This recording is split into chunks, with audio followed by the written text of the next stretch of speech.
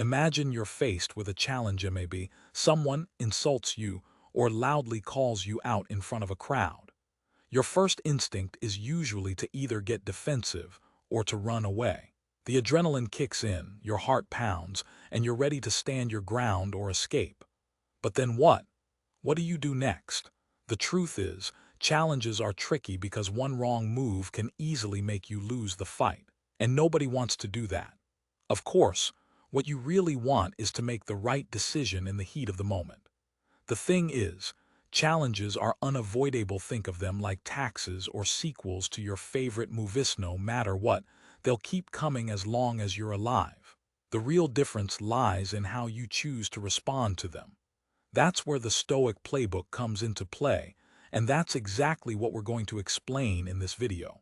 Stick with us as we lay out a plan for how to handle challenges, what to focus on, and how to come out ahead given the hand you've been dealt. The most important and maybe the toughest step is to pause. Seriously, just stop for a moment before you react. Believe it or not, that tiny pause might be the strongest tool you've got. Because in that brief break, you create a bit of space to breathe, to feel whatever emotions are rushing through you, anger, frustration, even fear, and then to choose your response intentionally. Think of it like observing your mind as if you're a scientist studying your own thoughts. What are you feeling? What's the story your mind is telling itself? To put it in an analogy, imagine your mind as a wild, raging river filled with rapid currents, rocks, and obstacles. Challenges are like those massive boulders trying to flip your boat. Most people, instead of carefully steering their boat, keep staring backward at the rapids they've already survived or panickously look ahead to what's coming, never actually controlling where they're headed. This is why mindfulness and that moment of stillness matter. Be consciously bringing your attention to the present, feeling your feet on the ground, taking a deep breath, and noticing the tension in your shoulders. You can actively release that stress. Marcus Aurelius once said to do every action in your life as if it were your last. His idea was that each moment could be all you have, so it's best to give it your absolute best effort. Living this way, the Aurelius way, means shedding regrets from the past and anxieties about the future. It's about being fully present, making every moment your masterpiece. Now, let's look at how this plays out in a real-world scenario. Maybe someone at work throws a question at you in front of the team that feels like they're trying to make you look foolish. Or perhaps you get a harsh email out of the blue. It could be any kind of attack or challenge.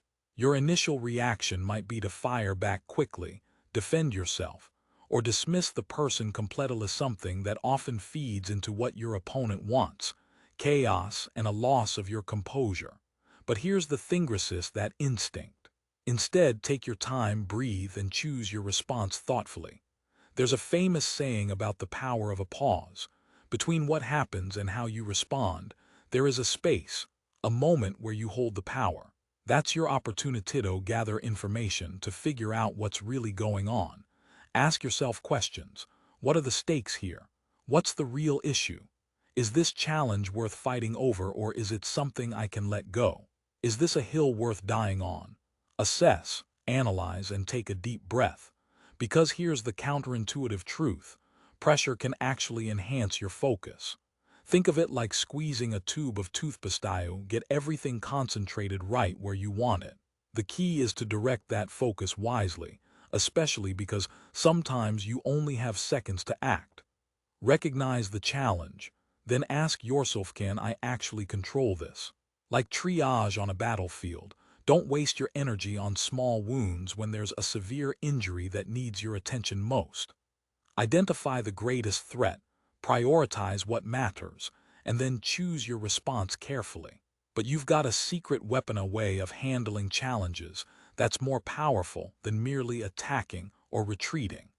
This is grounding yourself in something bigger than the immediate problem: your core principles. The Stoics advised us to respond with reason and virtue, and that comes down to four main qualities: wisdom, justice, courage, and moderation. Let's see how these can be applied in real life under pressure. First, wisdom. This means seeing the situation clearly, understanding where it stems from, and deciding with insight. Next is justice, asking whether this challenge is fair, based in truth, and whether your response aligns with what's right. Third is courage, standing up for yourself and your values, even when it's uncomfortable or scary. Last is moderation, avoiding extremes in both your actions and feelings. It's about finding the balance, about reacting proportionally to what's happening. Sometimes, a small disagreement or insult doesn't deserve your energy, especially in today's digital age where many challenges are trivial. 100 folks arguing over which coffee brand is best, for example. Ask yourself, is that really worth your mental space? If you're wasting hours arguing online over minor things, it's probably better to just step away. Honestly, sometimes losing an argument is the best move if it frees you up for more meaningful pursuits. The key is separating your core value as what truly matters from superficial concerns, like what color the bathroom paint is. Your core principles are the foundation of your life. They're what you fiercely defend, because if they fall apart, everything else will follow. Superficial issues, on the other hand, are like the decorationsness but not essential. You can let them slide. Remember, your energy and time are limited. Are you going to spend it fighting pointless battles or saving it for struggles that truly matter? Take, for example, someone challenges your work ethic, saying you're not pulling your weight. If this happens at your job, it probably warrants a serious response. But if it's on some anonymous internet forum, it might be best to ignore it altogether. Sometimes the smartest move is no response at all. It's like running a marathon. You don't sprint the first 100 yards, or you'll burn out fast. Decide whether the challenge deserves your attention. If it doesn't, just walk away. If it does, then consider a useful mental framework: the Stoic circle of control. The idea is simple. Life throws all sorts of stuff at us, some of which we can influence directly and some which we cannot. Wasting your energy worrying about the things out of your control only saps your strength. If someone challenges your idea during a meeting, you can't control whether they agree or if they're having a bad day. But what you can control is how you respond. You can choose to stay calm, to listen, and even to use their challenge as an opportunity to sharpen your thinking. Epictetus once said that some things are in our control and others are not. The things in our control are our opinions, desires, choices, and actions. The things outside our control are our body, possessions, reputation, and the opinions others hold of us. So focus on your actions and reactions, forget the rest. If you obsess over things you can't change, you're giving away your power and letting someone else like a hatter win by default. Instead, seek counsel wisely. Don't just vent to random people who will listen to you. Want advice from those you respect, who will challenge you gently and push you to grow, even when it's uncomfortable. Look for voices that embody the virtues you admire: integrity, resilience, empathy. These are the people who can give you honest feedback when you need it most. Think about this. Evidence isn't just facts and data. It's testimonials, case studies, or the quiet confidence you exude because you've prepared thoroughly. Nobody likes to be lectured, but everyone respects someone who's well-informed, thoughtful, and genuinely believes in what they're saying. When you're challenged to explain yourself or justify your choices, having someone who can help you do it authentically is priceless. Preparation isn't just knowing your facts. It's owning the narrative, owning the room, and turning a challenge into a chance to shine. Confidence comes from competence, and competence results from relentless preparation. The best way to prepare, as a Stoic, involves imagining the worst-case scenario and proving to yourself you can handle it. Suppose you totally flub a presentation, the boss looks unimpressed, your coworkers snicker, and your outfit's not right. Ask yourself, will that truly destroy me? Will the world end? Of course not. You'll learn, adapt, and come back stronger. Facing the worst head-on often reveals that it isn't as catastrophic as it seems. By accepting the possibility of failure, you free yourself to perform at your best. This includes confrontation. You come at me, I come at you harder approach, especially in serious situations like in the military or high-stakes negotiations. But ask yourself, is that the right move here? Sometimes all that aggressive confrontation does is turn a small argument into a huge, messy fight. Think carefully before blowing up. Another option is reasoned discussion. Lay out facts, explain why someone is wrong, and have a rational dialogue. But what if the other person isn't interested in facts or logic? What if they're operating purely on emotion or have bad faith? That's common on social media. People don't want genuine discussion. They just want to win or hurt you. Then the best move might be strategic withdrawal, simply walking away. Sometimes, not engaging preserves your peace of mind better than trying to win an argument that wasn't worth having in the first place. Remember, spending time arguing over trivial matters is like trying to sprint before the race even begins. The smarter move, especially online, is often to just step back. Going for a walk, taking a breather, or simply focusing on something more meaningful. Those are the real wins. Before you jump into a challenge, ask yourself if it's worth your time, energy, and principles. Your response should reflect what you stand for. What do you truly believe in? What are your core values? If you compromise on those, you've already lost. No clever comeback can save you. Marcus Aurelius said, "Choose not to be harmed and you won't feel harmed." That doesn't mean ignoring challenges. It's about controlling how they affect you. Whether physically or emotionally, it's your reaction to your virtue and integrity that matter most. Seneca added that it's all about maintaining your virtue regardless of the situation. The outcome might be outside your control, but how you respond to your effort, your honorities are entirely up to you.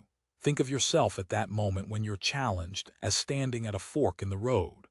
Both paths look dangerous and uncertain. You could stand there forever debating which way is right. But the truth is, the right path is the one you choose and commit to. Once you decide, everything shifts.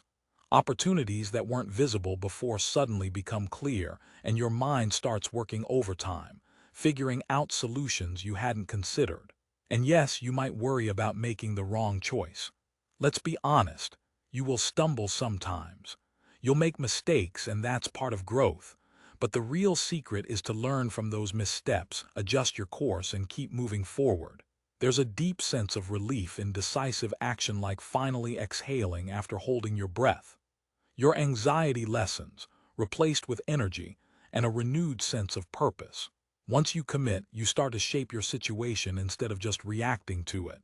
You're in control, so stop obsessing over what-ifs. Embrace the uncertainty. Pick your path, go all in, and see what happens. You may surprise yourself. Just remember, your progress might involve some growing pains. That's normal. Growth itself demands discomfort, pushing past what's familiar, facing your fears, and stretching yourself until it feels almost like breaking.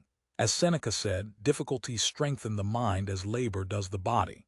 Think of it like lifting weights. Each heavier load makes you stronger. Without challenges, life becomes a cage, safe but limiting. Embracing those difficult moments is like breaking free from the bars that hold you back. It's about unlocking your full potential. The real victory isn't just surviving the challenge you're coming, after all, but preparing for the next one. Life constantly throws curveballs. The trick is learning how to hit them, or at least avoid striking out completely. Take the lessons from each experience, big or small, and apply them to future challenges. Don't just add them to the lessons learned list. Actually implement what you've learned. Remember, nobody gets through life untouched by adversity. The difference between those who crumble and those who conquer is how they respond to setbacks. It's not about dodging difficulties. It's about how you face them. When you lift weights, you don't become Hercules after one session. You build strength gradually, and sometimes your muscles will resist and feel weaker before they get stronger again. The same applies to your mental resilience. Stoicism isn't a one-time fix, but a lifelong practice, an ongoing journey of refining your mindset. The goal isn't to win every fight. Sometimes the best you can do is maintain your integrity, your dignity, and your peace inside. That's real strength. Marcus Aurelius reminded us that progress isn't about reaching some finish line, but about constant effort. Even if progress feels slow or you stumble along the way, keep moving forward no matter how small the step. Finally, if this video has helped you face your challenges better, leave a comment below about which strategy resonated most. Your experience might be the key someone else needs to succeed. And don't forget to subscribe for more timeless Stoic wisdom tools that help build mental strength and resilience for whatever life throws your way. Like Seneca said, difficulties strengthen the mind as labor does the body. Every challenge you face is an opportunity, one you can handle and conquer, especially when you use the wisdom of the Stoics. So start today, shape the life you want, and step into your true strength.